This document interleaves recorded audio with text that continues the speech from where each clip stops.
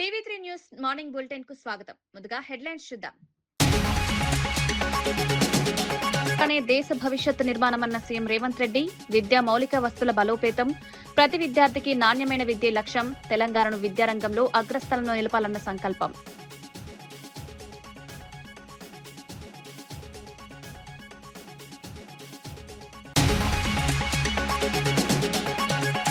YCP నేతల వేధింపులపై దూలం నాగేశ్వరరావు ఆగ్రహం. Karmuri Sunil arrest రాజకీయ కక్షనన్న ఆరోపణ, ప్రతిపక్షాల గొంతు నొక్కద్దని హెచ్చరిక, జగన్ పోరాటంతోనే ప్రభుత్వంలో కదలిక.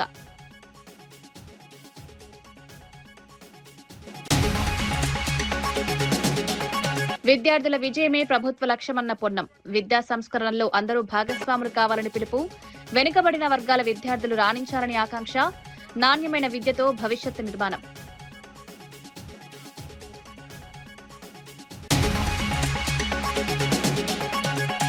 యూరియా సరఫరాపై హరీష్ రావు విమర్శలు, ఎకరానికి 2 బస్తాల పరిమితిపై ఆగ్రహం, రైతులు తీవ్ర ఇబ్బందులు పడుతున్నారన్న ఆరోపణ, ఎరువు సమస్యలు వెంటనే పరిష్కరించాలని డిమాండ్.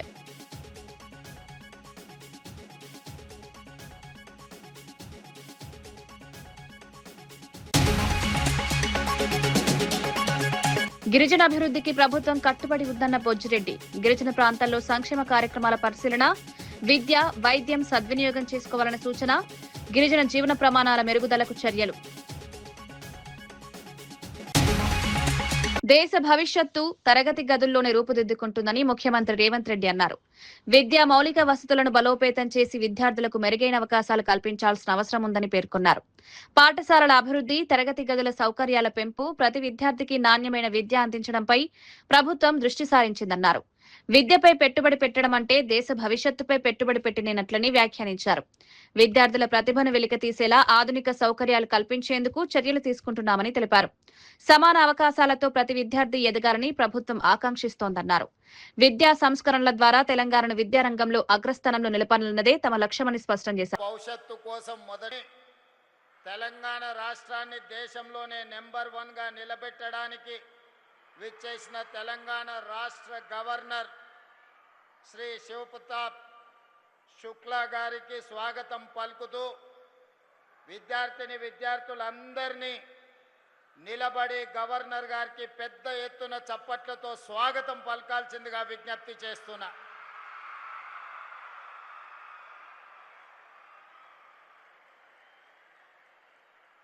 గవర్నర్ గారితో పాటు ఈ కార్యక్రమంలో ఉప ముఖ్యమంత్రి వర్యులు మిత్రులు బట్టి విక్రమార్క గారు, సీనియర్ సహచర మంత్రివర్గ సభ్యులు శ్రీధర్ బాబు గారు,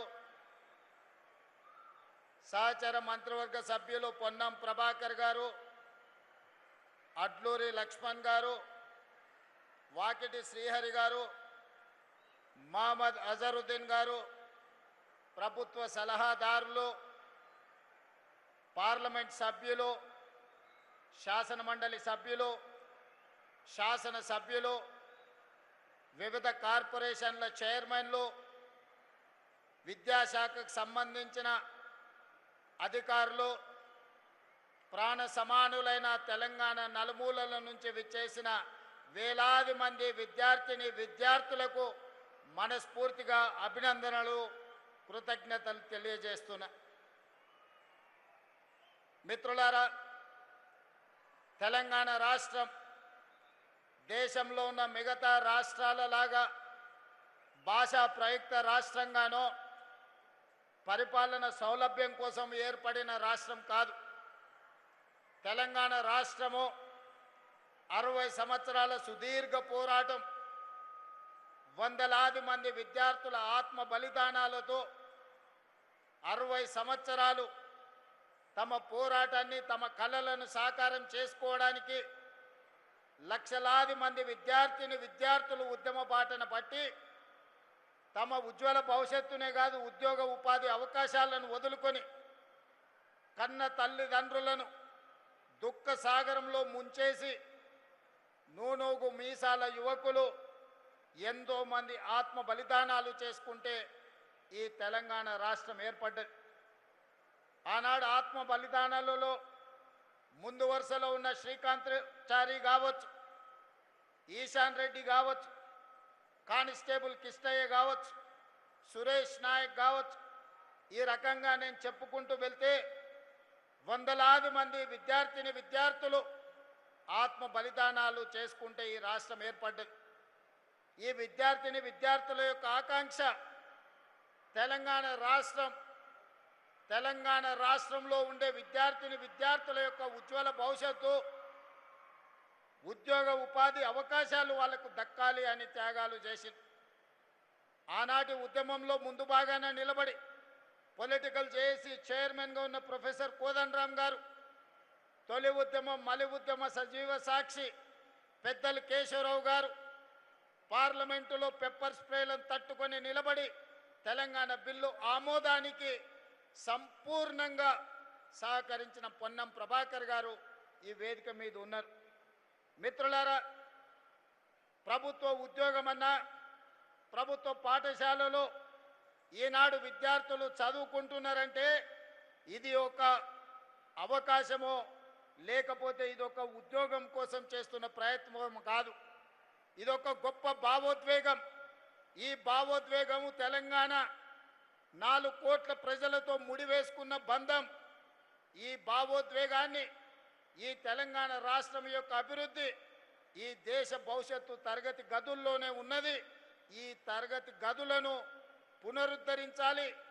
విధ్వంసం అయిపోయిన తెలంగాణ విద్యాశాఖను ఈనాడు వికాసం వైపు నడిపించాలని రాష్ట్ర ప్రభుత్వం నిర్ణయం తీసుకొని సహచర మంత్రివర్గ సభ్యుల సహకారంతో ఈనాడు తెలంగాణ రాష్ట్ర ప్రభుత్వం తన బడ్జెట్లో 8.5% నిధులను కేటాయించడం జరిగింది. 26,600 కోట్ల రూపాయలు. ముఖ్యమంత్రి రేవంత్ రెడ్డి నేతృత్వంలోని కాంగ్రెస్ ప్రభుత్వంపై బీఆర్ఎస్ ఎమ్మెల్యే కేపీ వివేకానంద తీవ్ర ఆరోపణలు చేశారు. గత 30 నెలల కాంగ్రెస్ పాలనలో దాదాపు 12,000 కోట్ల విలువైన ప్రభుత్వ భూములను విక్రయించారని విమర్శించారు. గతంలో 2010లో స్టేట్ బ్యాంక్ ఆఫ్ ఇండియాకు విక్రయించిన భూమిని ఇటీవల మరో ప్రైవేట్ కంపెనీకి మళ్లీ అమ్మారని ఆరోపించారు. ఈ వ్యవహారం దేశవ్యాప్తంగా కాంగ్రెస్ ప్రభుత్వ ప్రతిష్టను దెబ్బతీసిందన్నారు. ప్రభుత్వ భూముల విక్రయాలపై పూర్తి వివరాలు ప్రజలకు వెల్లడించాలని డిమాండ్ చేశారు. ప్రజా ఆస్తులను కాపాడాల్సిన ప్రభుత్వం వాటిని విక్రయించడం ఆందోళన కలిగిస్తోందన్నారు. సమర్థ ముఖ్యమంత్రి రేవంత్ రెడ్డి గారు సుమారు 30 నెలల్లో 12,000 కోట్ల విలువైన భూములన్నీ కూడా అమ్ముకుంటూ వాటితో రియల్ ఎస్టేట్ దందాలు చేసుకుంటూ ముందుకు వస్తున్నటువంటి సందర్భంలో అమ్మిన భూమినే గతంలో 2010లో అప్పుడున్నటువంటి ప్రభుత్వం అమ్మిన భూమినే ఎస్బీఐకి ఇర్రివోకబుల్ మరి అన్కండిషనల్గా అమ్మిన భూమినే మళ్ళీ తిరిగి మరి ఈ గత నెలలోనే చూసినాం. మనం ఆ భూమిని మళ్ళీ అమ్మినట్టు ఈ వేలం ద్వారా అమ్మినట్టు చూసినాం. హైకోర్టు యొక్క తీర్పు ఉండగా ఏప్రిల్ 25, 2026 ఒక హైకోర్టు యొక్క ఉత్తర్వులు ఉండగా కూడా దాన్ని తుంగలో దొక్కి దాన్ని పక్కకి నెట్టేసి గతంలో అమ్మినటువంటి ఎస్బీఐకి అమ్మినట్టు భూమిని దాంట్లో 5 ఎకరాల స్థలాన్ని మళ్ళీ కూడా మరి ఈ వేలం ద్వారా ఇంకో కంపెనీకి కట్టగట్టడం మనందరం చూసాం. అంటే దీన్ని ఏమంటారు? సరే, భూమి ప్రభుత్వం నుండి అమ్మిందంటే విశ్వాసంతో ప్రభుత్వం నమ్మకంతో మాకు చక్కగా ఉంటుందని చెప్పి సుమారు 237 కోట్ల రూపాయలు ఎకరానికి చెల్లించి మరి ఆ భూమిని కొంటే ఈరోజు దేశవ్యాప్తంగా ప్రభుత్వం యొక్క అంటే క్రెడిబిలిటీ ఏ రకంగా మరి దిగజారిపోయిందో, ఏ రకంగా ఈరోజు విశ్వసనీయత ప్రభుత్వం కోల్పోతుందో ఒకసారి అర్థం చేసుకోవాలి. రేవంత్ రెడ్డి అనేటువంటి నాయకుడు బయట మోసం చేసుకోగా రియల్ ఎస్టేట్ దందాలో ఎన్ని తప్పుడు డిసిషన్లు చేసిండా. వైఎస్ఆర్సీపీ నాయకులను లక్ష్యంగా చేసుకుని తప్పుడు కేసులు నమోదు చేస్తున్నారని ఏలూరు జిల్లా వైఎస్ఆర్సీపీ అధ్యక్షుడు దూలం నాగేశ్వరరావు ఆరోపించారు. మాజీ మంత్రి కార్మూరి నాగేశ్వరరావు కుటుంబాన్ని టార్గెట్ చేసి ఆయన కుమారుడు కార్మూరి సునీల్ ను అక్రమంగా అరెస్ట్ చేస్తున్నారని విమర్శించారు. చట్టం తన పని తాను చేసుకుపోతుందని చెప్తూనే రాజకీయ కక్ష సాధింపులకు దర్యాప్తు సంస్థలను ఉపయోగించడం సరికాదన్నారు. వైఎస్ జగన్ ప్రజల కోసం పోరాడుతున్న ధైర్యవంతుడైన నాయకుడని పేర్కొన్నారు. జగన్ చేస్తున్న పోరాటం వల్లే కూటమి ప్రభుత్వంలో కదలిక కనిపిస్తోందని భయపెట్టడం, ఆ భయపెట్టడం ద్వారా రాజకీయ లబ్ధి పొందాలనే ప్రయత్నాలు ప్రజలు గమనిస్తున్నారు. ఈ రోజున ఈ కూటమి ప్రభుత్వం చట్టం తన పని తాను చేసుకుపోతుందని, కానీ రాజకీయ కక్ష సాధింపులకు దర్యాప్తు సంస్థలను వాడుకోవద్దని కూడా వైఎస్ఆర్ కాంగ్రెస్ పార్టీ ఈ రోజున చెప్పడం జరుగుతుంది. న్యాయం పేరుతో వేధింపులు కాదు, ఆధారాలతో కూడిన నిజమైనటువంటి విచారణ జరగాలి. ప్రజల మద్దతు ఎదిగే నాయకులను కేసులతో కాదు రాజకీయంగా ఎదుర్కొనాలి. అరెస్టులు, సమన్లు, బెదిరింపులతో వైసీపీ గొంతును అణచలేదు. దీనికి ఒకటే, కూటమి ప్రభుత్వాన్ని మేము ఇవాళ ప్రశ్నించే పరిస్థితి, వారు సమాధానం చెప్పలేని పరిస్థితిలో ఉన్నారు. దానికి కారణం కూటమి ప్రభుత్వంలో సమర్థత లేని నాయకత్వం. సమర్థత లేకపోవటం, ఏ అవాంఛనీయ సంఘటన జరిగినా రాష్ట్రంలో ఎక్కడ ఎలాంటి సమస్యలు వచ్చినా దాన్ని సమర్థవంతంగా ఎదుర్కోలేకపోవటం ఈ మధ్యన చూసాం. వాళ్ళలో కల్తీ అయితే దాదాపు 22 మంది చనిపోవటం, వాళ్ళకి ఇంతవరకు న్యాయం జరగలేదు. అలాగే మరి ఈరోజు మనం చూస్తే కృష్ణలంకలో నిన్న కృష్ణలంకలో సాయి కృష్ణ పరిస్థితి ఏమిటి? సాయి కృష్ణ పరిస్థితి, ఆ తల్లి రోదన ఎవరు వింటారు? బిడ్డను పోగొట్టుకుని ఆ బిడ్డ అసలు ఏమయ్యాడో కూడా పోలీస్ స్టేషన్ వెళ్ళి అడుగుతుంటే సమాధానం చెప్పలేని పరిస్థితిలో ఉంటే ఈ రాష్ట్రంలో ప్రజలు పాలన ఎక్కడుందని అనుకుంటారు? ఆ సాయి కృష్ణ తల్లి ఆ ఆవేదన పడుతున్న రోదన వింటే అందరికి కూడా కళ్ళు చెమరుస్తాయి. అతను క్రిమినల్ కావచ్చు, లేదు అతని వెనకాల హిస్టరీ బ్యాడ్ కావచ్చు. సమాజంలో ఈ భారతదేశంలో ఏ రాష్ట్రంలో అయినా ఈ రకంగా హింసించి హత్యలు చేస్తారా? జరిగిన 2-3 రోజుల నుంచి కూడా ఎప్పటి నుంచో కనపడలేదని అడుగుతున్నా, దానికి సమాధానం చెప్ప. సమర్థవంతమైనటువంటి నాయకుడు ఆ కుటుంబాన్ని వెళ్ళి కలిస్తే కానీ ప్రభుత్వం కదిలి రాలేదు. వెంటనే ఎవరి మీద చర్య తీసుకోవాలి, ఎవరు ఇందులో పాత్రదారులు అంటూ తతంగం అంతా మొదలయ్యింది. ఈరోజు ఉదయం ఏసీపీ ఆ తల్లిని కలిసి మరి వివరణ అడుగుతున్నాడు. అంటే ప్రభుత్వం పరిస్థితి ఎలా ఉంది? ఈ రాష్ట్రంలో ప్రజలకు అసలు ఎవరు? రానున్న గోదావరి పుష్కరాల నాటికి ఆలయాల అభివృద్ధి పనులను పూర్తి చేస్తామని దేవాదాయ శాఖ కమిషనర్ రామచంద్ర మోహన్ తెలిపారు. కలెక్టరేట్లో అధికారులతో నిర్వహించిన సమీక్ష సమావేశంలో ఆయన కీలక ఆదేశాలు జారీ చేశారు. ఘాట్ల సమీపంలోని 543 ఆలయాలను గుర్తించి సుందరీకరణ పనులను వేగవంతం చేయాలని సూచించారు. పుష్కరాలకు వచ్చే లక్షలాది మంది భక్తులకు మెరుగైన వసతులు కల్పించడమే ప్రభుత్వ లక్ష్యమన్నారు. ఆలయాల పరిసరాల్లో పరిశుభ్రత, తాగునీరు, మరుగుదొడ్లు, విశ్రాంతి సౌకర్యాల ఏర్పాటుపై ప్రత్యేక దృష్టి పెట్టాలని అధికారులను ఆదేశించారు.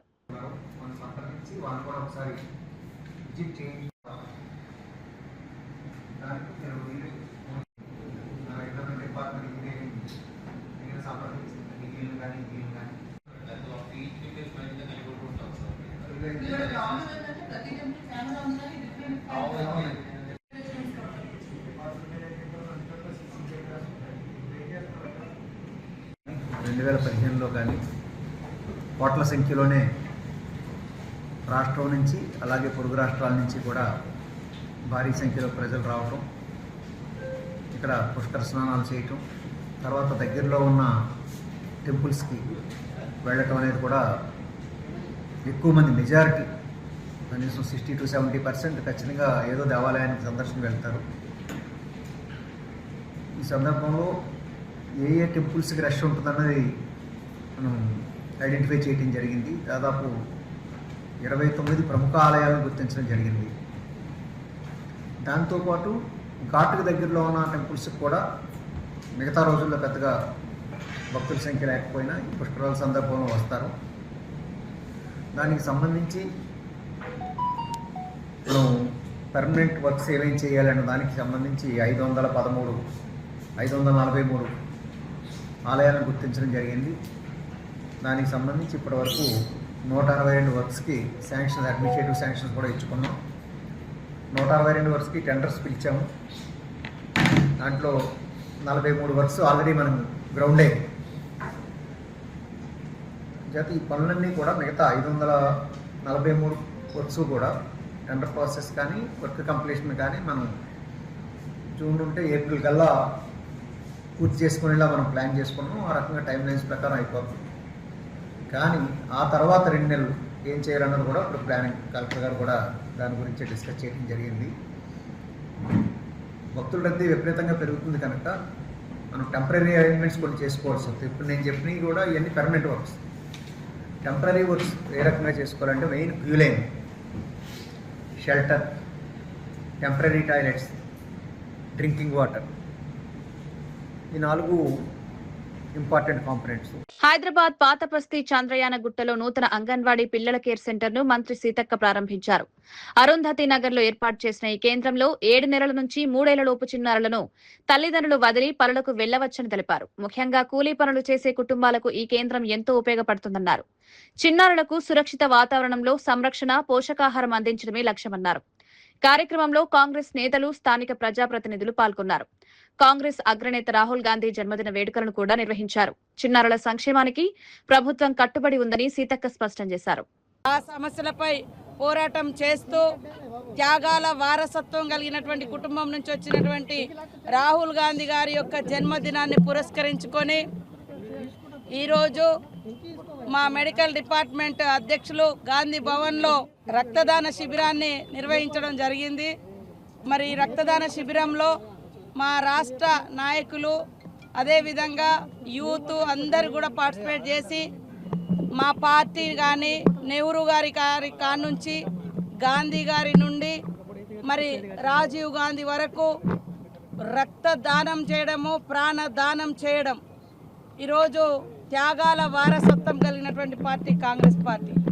ఆ పార్టీ నాయకుడిగా, త్యాగాల వారసత్వాన్ని మోస్తున్నటువంటి మహానాయకుడిగా రాహుల్ గాంధీ గారి జన్మదినాన్ని పురస్కరించుకొని ఈరోజు పెద్ద ఎత్తున మా ప్రెస్ సోదరులు కానీ, ఇతర యువజన సోదరులు కానీ, మా కాంగ్రెస్ పార్టీ మెడికల్ డిపార్ట్మెంట్ కానీ ఈరోజు రక్తదాన శిబిరం నిర్వహిస్తే అద్భుతమైనటువంటి స్పందన వచ్చింది. ఇది త్యాగాలకు, అదేవిధంగా ప్రజా సమస్యలపై, ప్రజల కోసం, ప్రజా సంక్షేమం కోసం పాటుపడే పార్టీగా ఆ నాయకుడిగా రాహుల్ గాంధీ లాంగ్ లీవ్ ఉండాలనే ఉద్దేశంతో ఈ యొక్క కార్యక్రమాలు చేయడం జరుగుతుంది. మీరు చూస్తూ ఉన్నారు, రాహుల్ గాంధీ అంటే పేదల గొంతుక, రాహుల్ గాంధీ గారంటే యువజనుల గొంతుక, రాహుల్ గాంధీ గారంటే రైతుల గొంతుక, రాహుల్ గాంధీ అంటే దళిత, బహుజన, ఆదివాసీ మరి పేదల గొంతుక. కాబట్టి ఆ గొంతుకకు సపోర్టుగా కోట్లాది మంది రాహుల్ గాంధీ గారికి సపోర్టుగా ఉంటూ ఈ దేశాన్ని ఈ కార్పొరేట్ కంపెనీ వ్యవస్థ నుంచి, ఆదాని అంబానీల నుంచి పేదలను దోస్తూ రాజ్యాంగాన్ని తూట్లు పొడిచేటువంటి మరి మోడీ నాయకత్వం నుంచి, ఈరోజు మోడీ యొక్క విధ్వంస విధానాల నుంచి రేవంత్ రెడ్డి ప్రభుత్వం పేర్లు మార్చడం తప్ప ప్రజలకు మేలు చేయడం లేదని మాజీ మంత్రి సబితా ఇంద్రారెడ్డి విమర్శించారు. కేసీఆర్ హయాంలో అభివృద్ధి చేసిన ఆరుట్ల పాఠశాలకు రంగులు వేసి తెలంగాణ పబ్లిక్ స్కూల్ గా ప్రారంభించారని ఆరోపించారు. కొత్తగా ఏమీ నిర్మించకుండా పాత భవనాలు, పాత ఫర్నిచర్, పాత ఉపాధ్యాయులతోనే కొత్త పేర్లు పెట్టారన్నారు. నిజంగా విద్యాభివృద్ధిపై చిత్తశుద్ధి ఉంటే సీఎం సొంత నియోజకవర్గం కొడంగల్లో ఎందుకు తెలంగాణ పబ్లిక్ స్కూల్ నిర్మించలేదని ప్రశ్నించారు. ప్రజలను మభ్యపెట్టే కార్యక్రమాలు మానుకోవాలని సూచించారు. విద్యారంగంలో వాస్తవ అభివృద్ధి చేయాలని ప్రభుత్వాన్ని డిమాండ్ చేశారు. తెలంగాణ పబ్లిక్ స్కూల్ అన్ని స్టార్ట్ చేసి వచ్చిండు. మరి మీ నియోజకవర్గంలో ఎందుకు స్టార్ట్ చేయలేదు తెలంగాణ పబ్లిక్ స్కూల్? ఎందుకు కట్టలే? మరి అవే డబ్బులు పెట్టి ఈడెందుకు మొదలు పెట్టలే? అక్కడ ఉన్న పాత బిల్డింగ్లకు సున్నమేసి అదే టీచర్లు, అదే బిల్డింగ్లు, అదే సున్నమేసి అదే ఫర్నిచర్ అన్నీ అవే ఒట్టి గ్రౌండ్ మాత్రం ప్రిపేర్ చేసిండు. మరి అదే public school, Telangana public school ఇక్కడ ఎందుకు స్టార్ట్ చేయలేదు? ఇది బాగా గుర్తుపెట్టుకోండి. ఏదైనా కూడా పేర్లు మార్చి మాత్రమే చేస్తున్నారు తప్పిస్తే నిజంగా ప్రజలకు మేలు చేయాలన్న ఆలోచన లేకుండా ఉంది ముఖ్యమంత్రి గారికి అని తెలియజేసుకుంటూ, సింగరేణి అంశంపై బీజేపీ చిల్లర రాజకీయాలు చేయడం మానుకోవాలని ప్రభుత్వ విప్ ఎమ్మెల్సీ అద్దంకి దయాకర్ అన్నారు. బొగ్గు బ్లాక్లను ప్రైవేటీకరించే ప్రయత్నం చేసిన బీజేపీకి సింగరేణిపై మాట్లాడే నైతిక హక్కు లేదన్నారు. సింగరేణి పరిరక్షణకు కాంగ్రెస్ ప్రభుత్వం పూర్తిగా కట్టుబడి ఉందని స్పష్టం చేశారు. కార్మికులకు బోనస్ ఇవ్వడం నుంచి సంస్థ భవిష్యత్తును కాపాడే వరకు కాంగ్రెస్ ప్రభుత్వం బాధ్యతగా వ్యవహరిస్తోందన్నారు. బీజేపీ, బీఆర్ఎస్ నాయకులు రాజకీయ లబ్ధి కోసం సింగరేణిని వేదికగా చేసుకోవద్దని సూచించారు. నిల్వలు తక్కువ ఉన్నాయని చెప్పేసి, కానీ గత ప్రభుత్వంలో వాళ్ళు సిరిసిల్లకు, సిద్దిపేటకు, గజ్వేలకు సింగరేణి నిధులు వాడుకుంటున్నప్పుడు కామ్ గా ధృతరాష్ట్రం లెక్క కూర్చున్నాడే కిషన్ రెడ్డి. ఇప్పుడు సింగరేణి పర్యటనలకు బీజేపీ పోతుంది. ఆయన మంత్రి అనేది మర్చిపోయి ప్రతిపక్ష నాయకుడు అనుకుంటున్న పరిస్థితి ఎంత దౌర్భాగ్యమైన స్థితితో ఆలోచించారు. సింగరేణి నిధులకు ఎసరు పెట్టింది ఎవరు? బీఆర్ఎస్ కాదా? అప్పుడు బీజేపీ కామ్గా లేదా? మొన్నటిదాకా ఆయన హరీష్ రావు ఒక నాటకం ఆడింది, ఇప్పుడు కొత్తగా బీజేపీలో ఒక నాటకం ఆడుతున్న పరిస్థితి. అంటే మీరు కలిపి చేస్తున్న ప్రయత్నాలు అర్థం కావట్లేదు. అందుకని సింగరేణి కార్మికులను వీళ్ళను అడ్డుకోవాలని చెప్పి నేను విజ్ఞప్తి చేస్తాను. సింగరేణిని ఫిజిల్ అవుట్ చేసి సింగరేణి యొక్క భవితవ్యాన్ని మన ప్రశ్నార్థకం చేసిన వీళ్ళు 2 సంవత్సరాలకి సింగరేణిలో ఏమో జరిగిందని చెప్పేసి పోవడం వెనుక ఉన్న ఉద్దేశం ఏంటి? వాళ్ళిద్దరు రాజకీయ రాష్ట్రమిత్రులు ఈయన చేసింది మళ్ళీ ఆరిపోవద్దని చెప్పి ఆయనకు తలగిచ్చేస్తారు. కాబట్టి అలా చాలా మంది సింగరేణి చుట్టూ రాజకీయాలు చేయడం వెనుక ఒక రాజకీయ లబ్ధి చూసుకుంటారు. రేపు ఎన్నికలు జరిగితే అక్కడ లబ్ధి పొందాలనే ఉద్దేశం తప్పితే మరొకటి కాదు. కాబట్టి నేనేమంటున్నానంటే ప్రైవేటు పరం చేయడానికి బీజేపీ ప్రభుత్వం చేస్తుందా లేదా అనేది కిషన్ రెడ్డి సమాధానం చెప్పాలి. సింగరేణి అసలు బొగ్గు నిల్వల్ని మొత్తమే ప్రైవేట్ కంపెనీలకు తన సొంత మనుషులకు కట్టబెట్టాలని చూసిన బీజేపీకి సింగరేణి బొగ్గు మీదనో బొగ్గు నిల్వల మీదనో ప్రశ్నించే నైతికత ఉందా? ఆత్మపరిశీలన చేసుకోండి. కాబట్టి అలా ఏదో రోజుకో కార్యక్రమం ఉండాలి కాబట్టి మనమేడ వెనకబడిపోతాము బీఆర్ఎస్ కంటే అని చెప్పేసి మీరు పోయినా వాళ్ళు పోయినా మీరిద్దరు కలిసిపోవడానికి చేసే ప్రయత్నాలు తప్పితే మీరు కొత్తగా చేసేది ఏం లేదని నేను తెలియజేస్తున్నా. అన్నిటికంటే ముఖ్యంగా నేను అంటున్నా ప్రైవేట్ పరం చేసే కుట్రలను తిప్పికొట్టింది కాంగ్రెస్ పార్టీ. సింగరేణిని ఈ రోజు ఆదుకుంటున్నది కాంగ్రెస్ పార్టీ. సింగరేణి కార్మికులకు బోనస్ రైతుల జీవితాలతో కేంద్ర రాష్ట్ర ప్రభుత్వాలు ఆడుకుంటున్నాయని మాజీ మంత్రి హరీష్ రావు మండిపడ్డారు. ఎకరానికి 2 యూరియా బస్తాలు మాత్రమే ఇస్తామని ప్రభుత్వం కొత్త సర్క్యులర్ జారీ చేసిందని విమర్శించారు. అందులో కూడా ఒక బస్తా ఈ నెలలో, మరో బస్తా వచ్చే నెలలో ఇస్తున్నారన్నారు. కేసీఆర్ హయాంలో రైతులకు యూరియా ఇంటి వద్దకే చేరే విధంగా వ్యవస్థ ఉండేదని గుర్తు చేశారు. ఇప్పుడు రైతులు తీవ్ర ఇబ్బందులు ఎదుర్కొంటున్నారని తెలిపారు. వ్యవసాయానికి అత్యవసరమైన ఎరువుల సరఫరాలో ప్రభుత్వం విఫలమైందన్నారు. రైతుల సమస్యలను వెంటనే పరిష్కరించాలని డిమాండ్ చేశారు. తిరగాలన్నట్టు యాప్ కోసం నిన్న మా ఎంపీపీ శ్రీకాంత్ రెడ్డి చెప్తుండు. ఆయనకు యూరియా బుక్ చేసుకోవాలంటే యాప్ మీద వాళ్ళ బాపో దిక్కు, అమ్మో దిక్కు, కొడుకో దిక్కు, ఆయనో దిక్కు, 4 ఫోన్లు పట్టుకొని 3 గంటలు కొట్టంగా 2 బస్తాలు దొరికినాయట. 2 బస్తాల యూరియాకి ఇంట్లో 4 ఫోన్లు పట్టుకొని కొట్టంగా దలుగుతుంది, లాటరీ తగిలినట్టు. అది 2 బస్తాలు. అంటే ఇవాళ ఎకరాకు 2 బస్తాలే యూరియా ఇస్తామంటే ఏంది? కేంద్ర రాష్ట్ర ప్రభుత్వాలు రైతులంటే ఎందుకు ఇంత చిన్న చూపు? ఇవాళ ఇంతమంది ఎంపీలను గెలిపించి రాష్ట్రంలో అధికారంలోకి ఇస్తే మీరు యూరియా ఇచ్చే తెలివి కూడా లేదా మీకు? కేసీఆర్ గారు ఉండగా ఆటో డ్రైవర్కి చెప్తే ఇంటికాడ వచ్చి యూరియా వేసిపోయింది కదా. ఇలా 2 బస్తాలే ఇస్తారట. మా చిన్నకోడూరు మండలం మొత్తం మిర్చి పండుతుంది, కొంత నంగనూరులో కూడా మిర్చి పండుతుంది. రాష్ట్రంలో అనేక చోట్ల మిర్చి వేస్తారు. వరంగల్లో కానీ, ఖమ్మంలో కానీ చాలా జిల్లాల్లో వేస్తారు. మిర్చి రైతులు ఎకరానికి 6 బస్తాల యూరియా వాడతారు, 5-6 బస్తాల యూరియా వాడతారు. నువ్వు 2 సంచులు ఇస్తే మరి మిగతా 4 సంచులకి అడిగి పోవాలి. మెదక్ జిల్లా వెల్దుర్తి మండలంలో పర్యటించిన నర్సాపూర్ ఎమ్మెల్యే వాకిటి సుంచా లక్ష్మారెడ్డి పలు అభివృద్ధి కార్యక్రమాల్లో పాల్గొన్నారు. ఉపాధి హామీ పథకం నిధులతో నిర్మించనున్న పాఠశాల ప్రహరీ గోడను భూమి పూజ చేశారు. అనంతరం విద్యార్థులకు మధ్యాహ్న భోజన పథకం వడ్డించి నాణ్యమైన ఆహారం అందించాలని సిబ్బందికి సూచించారు. సీసీ రోడ్డు నిర్మాణ పనులను ప్రారంభించిన అనంతరం మీడియాతో మాట్లాడారు. రైతులకు యూరియా సరఫరా చేయడంలో ప్రభుత్వం విఫలమైందని విమర్శించారు. యూరియా యాప్లలో కాకుండా నేరుగా దుకాణాల్లో అందుబాటులో ఉంచాలని డిమాండ్ చేశారు. భూములు లేవు, ఆల్రెడీ మనకంతా కూడా పొల్యూట్ అయిపోయినాయి. దానిలో పండించుకోవాలంటే కంపల్సరీ యూరియా ఇవన్నీ అవసరమే. కాబట్టి యూరియా సప్లై చేయడం చేతగాక ఈరోజు రైతులకు సంబంధించి మీరు తక్కువ వేసుకోండి, యూరియా తక్కువ వేయండి అని చెప్పేసి మాట్లాడుతూ ఉంది తప్ప గతం నుంచి కూడా వస్తుంది కదా ఇది. మరి ప్రభుత్వాన్ని మేము డిమాండ్ చేస్తామన్నా మరి ఖచ్చితంగా సీడ్స్ అందుబాటులో ఉంచాలా, ఫర్టిలైజర్స్ యాప్లో కాకుండా షాప్లో ఉంచాలా. అదేవిధంగా మనకు బోనస్ ఇవ్వాలి ఇమ్మీడియట్గా. మళ్ళీ అదేవిధంగా పంటకు సంబంధించినటువంటి అన్ని ఏర్పాటు, రైతు బంద్ చేయాలి. మరి అదేవిధంగా పండించినటువంటి దానిని కొనుక్కోవాలి. ఇంతనే కొంటామని చెప్పేసి గీత గీసుకొని విరిగీసుకొని కూర్చుంటే చెల్లదు అని చెప్పేసి కూడా ఈ సందర్భంగా హెచ్చరిస్తూ అన్ని విధాలుగా కార్యక్రమాలు చేయాలి. ఈరోజు నేను అడుగుతున్నాను, కాంగ్రెస్ పార్టీకి సంబంధించి అన్ని మేమే చేస్తున్నాం అంటున్నారు. అన్ని మేమే చేస్తున్నాం అని చెప్పేసి చెప్పేటువంటి మీరు ఉపాధి హామీ పథకం మీద ఈరోజు గ్రామాల్లో నిధులు వస్తున్నాయంటే ఆ గ్రామానికి సంబంధించిన వాళ్ళు కూలీలు కష్టపడితే వచ్చినటువంటి నిధులు రాష్ట్రం నుంచి ఏమేస్తున్నారు చెప్పండి. ఇప్పుడు మళ్ళీ జూలై 1 నుంచి బీజీ రామ్జీ అని చెప్పేసి ప్రభుత్వం ఉపాధి హామీ పథకం చేంజ్ చేసింది. రాష్ట్రానికి సంబంధించిన 60%, 40%, కేంద్రం 60% ఇవ్వాలట. మరి ఇవ్వండి ఫస్ట్, మీరు ఇస్తేనే మళ్ళీ వాళ్ళు రిలీజ్ చేస్తారంట. ఆ విధంగా ఎక్కువ నిధులు తీసుకురావడానికి ప్రయత్నం చేయండి తప్ప ఉన్న దాంట్లో వేస్తారు. మరి గండి కొడతామంటే మాత్రం ఇది. గిరిజనులు అన్ని రంగాల్లో ముందుండి ఆర్థికంగా ఎదగాలని రాష్ట్ర ఎస్టీ కమిషన్ చైర్మన్ సోళ్ల బొజ్జిరెడ్డి అన్నారు. చింతలపూడి, పోలవరం నియోజకవర్గాల్లో పర్యటించిన ఆయన గిరిజన ప్రాంతాల్లో అమలవుతున్న సంక్షేమ కార్యక్రమాలను పరిశీలించారు. జంగారెడ్డిగూడెంలో డాక్టర్ బిఆర్ అంబేద్కర్ గురుకుల పాఠశాలను సందర్శించి విద్యా సౌకర్యాలపై ఆరా తీశారు. ప్రాంతీయ ఆసుపత్రిలో వైద్య సేవలను పరిశీలించారు. అనంతరం గిరిజన కుటుంబాలను కలుసుకుని వారి సమస్యలను తెలుసుకున్నారు. ప్రభుత్వం అందిస్తున్న విద్య, వైద్యం రాయితీలను గిరిజనులు సద్వినియోగం చేసుకోవాలని సూచించారు. గిరిజన ప్రాంతాల అభివృద్ధికి కూటమి ప్రభుత్వం బాసటగా నిలుస్తోందన్నారు.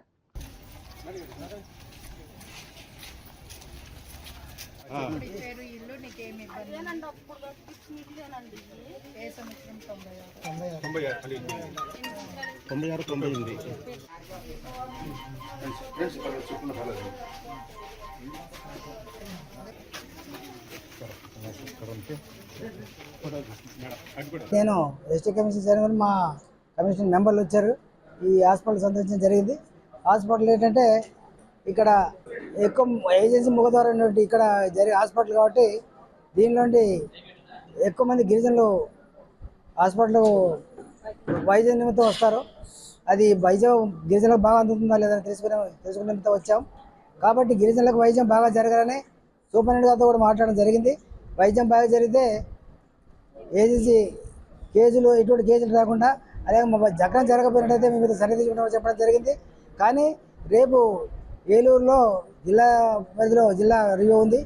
రివ్యూ విషయం వచ్చినప్పుడు ఈ విషయాలన్నీ మాట్లాడి చర్చించి మీ మీడియా మిత్రులందరికీ రేపు తెలియజేయడం జరుగుతుంది. హాస్టల్స్, ఆశ్రమ స్కూల్స్ వాటి యొక్క స్థాయి తగ్గింపు జరిగిందని ఇంతగా చూసాం. అది ప్రభుత్వం దృష్టిలో ఉంది. ప్రభుత్వం దృష్టికి తీసుకెళ్తాం. ఖచ్చితంగా తీసుకెళ్ళి మనం ఎప్పుడైతే యథాస్థానం వచ్చే విధంగా పరిష్కారం తీసుకెళ్ళాలని అనుకుంటున్నాను నేను మా కమిటీ సభ్యులుగానే. కాబట్టి ఖచ్చితంగా స్కూల్స్ యథావిధిగా జరిగే విధంగా చర్యలు తీసుకుని అధికారులకు తెలియజేస్తాం. స్కీమ్స్ అయితే ఉన్న స్కీమ్లు కేంద్ర ప్రభుత్వం కానీ రాష్ట్ర ప్రభుత్వం కొత్త స్కీమ్లు ఇస్తున్నారు. ప్రతి అధికారులు వాటి మీద పబ్లిక్ తెలియజేస్తే తెలియదండి. అది ఉన్నాయి, కొత్త స్కీమ్లు అయితే వస్తున్నాయి. రాహుల్ గాంధీ జన్మదినాన్ని పురస్కరించుకుని గాంధీ భవన్ లో ఎన్ఎస్యుఐ డాక్టర్స్ సెల్ ఆధ్వర్యంలో రక్తదాన శిబిరం, జాబ్ మేళా నిర్వహించారు. ఈ కార్యక్రమంలో పాల్గొన్న భువనగిరి ఎంపీ చామల కిరణ్ కుమార్ రెడ్డి మాట్లాడుతూ రాహుల్ గాంధీ ప్రజా సమస్యల కోసం నిరంతరం పోరాడుతున్న నాయకుడన్నారు. భారత్ జోడో యాత్ర ద్వారా దేశ ప్రజల సమస్యలు తెలుసుకుని వాటి పరిష్కారానికి కృషి చేస్తున్నారని పేర్కొన్నారు. ఆయన జన్మదినం సందర్భంగా సేవా కార్యక్రమాలు నిర్వహించడం అభినందనీయమన్నారు. యువతకు ఉపాధి కల్పించేందుకు జాబ్ మేళా ఉపయోగపడుతుందని తెలిపారు. ప్రయత్నం అనిల్ యాదవ్ గారు రాజ్యసభ సభ్యులు కూడా తీసుకున్నారు. ఇంత మంచి కార్యక్రమాలు ఈరోజు గాంధీ భవన్ లో, ఎందుకంటే ముఖ్యంగా మీ అందరికీ తెలుసు రాహుల్ గాంధీ గారు ఒక స్వచ్ఛందమైనటువంటి నాయకుడు. ఒక స్వచ్ఛందమైన ఆలోచనతోటి భారతదేశంలో ఉన్న యువతను, భారతదేశంలో ఉన్నటువంటి ఆర్థిక పరిస్థితి గురించి మీరు ఈ మధ్యకాలంలో చూస్తున్నారు. ప్రతి విషయం మీద ఆయన పార్లమెంట్లో గలమిప్పడమే కాకుండా గత 2014 తర్వాత భారతదేశంలో జరుగుతున్నటువంటి ప్రతి విషయాన్ని కూడా ప్రజల మధ్యకి తీసుకొచ్చే ప్రయత్నం చేస్తున్నటువంటి వ్యక్తి.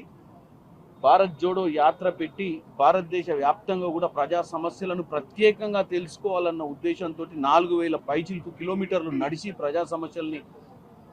విద్యా సంస్కరణల విజయానికి ప్రభుత్వం మాత్రమే కాకుండా ప్రతి విద్యార్థి భాగస్వామి కావాలని మంత్రి పొన్నం ప్రభాకర్ అన్నారు. ముఖ్యమంత్రి రేవంత్ రెడ్డి విద్యకు అత్యధిక ప్రాధాన్యమిస్తున్నారని పేర్కొన్నారు. ఎస్సీ, ఎస్టీ, బీసీ, మైనారిటీ విద్యార్థులు పోటీ ప్రపంచంలో ఉన్నత స్థానాలు అధిరోహించాలని ఆకాంక్షించారు. విద్య ద్వారానే సామాజిక, ఆర్థిక అభివృద్ధి సాధ్యమవుతుందన్నారు. ప్రభుత్వం అందిస్తున్న అవకాశాలను విద్యార్థులు సద్వినియోగం చేసుకోవాలని సూచించారు. నాణ్యమైన విద్య ద్వారా భవిష్యత్తు తరాలను బలోపేతం చేయడమే ప్రభుత్వ లక్ష్యమన్నారు. ప్రతి విద్యార్థి తన ప్రతిభను నిరూపించుకునేలా విద్యా వ్యవస్థను తీర్చిదిద్దుతామని తెలిపారు. ప్రాధాన్యత ఇస్తా ఉన్నారు కాబట్టి విద్యార్థులారా, ఈ పోటీ ప్రపంచంలో మీకు మీరే అందరం కూడా వేదిక మీద ఉన్నటువంటి వాళ్ళం, ప్రభుత్వ పాఠశాలలో చదివిన వాళ్ళమే. కాబట్టి ఈ పోటీ ప్రపంచంలో మీరు కూడా ఉన్నత స్థానాలు అధిరోహించాలని ఆకాంక్షిస్తూ మీ అందరికీ శుభాకాంక్షలు. ఈ విద్యా సంవత్సరం మీ జీవితంలో గొప్ప మార్పు, ఉన్నత శిఖరాలు అధిరోహించడానికి ఒక ప్రారంభంగా ఉండాలని కోరుకుంటూ అందరూ నమస్కారం చెప్తూ సెలవు తీసుకుంటా ఉన్నాను. మరిన్ని వార్తలతో మళ్ళీ కలుద్దాం. నమస్కారం.